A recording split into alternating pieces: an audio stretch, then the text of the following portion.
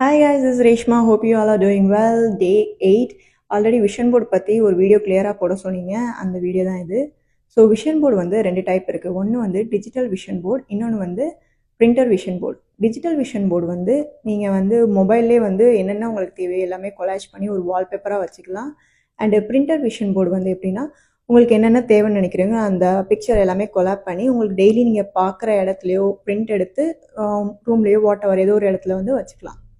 So vision போர்டோட purpose என்னன்னு பார்த்தீங்கன்னா உங்களுக்கான ஆப்பர்ச்சுனிட்டிஸை வந்து அதை அட்ராக்ட் பண்ணி கொடுக்கும்.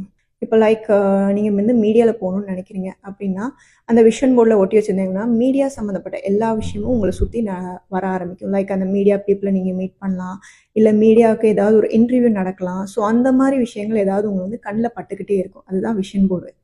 ஸோ விஷன் போர்டு வச்சாச்சு. ஸோ நான் நினச்சதெல்லாம் நடந்துருமா?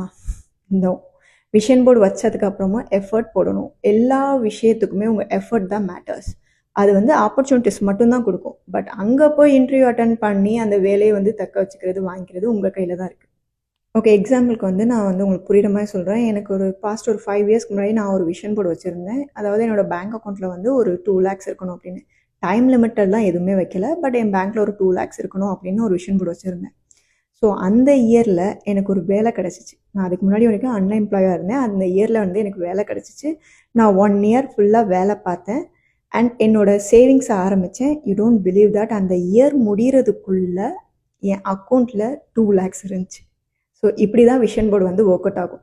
உங்களுக்கு என்ன வேணும்னு நினச்சிட்டிங்களோ அது உங்களுக்கு கிடைக்கும்.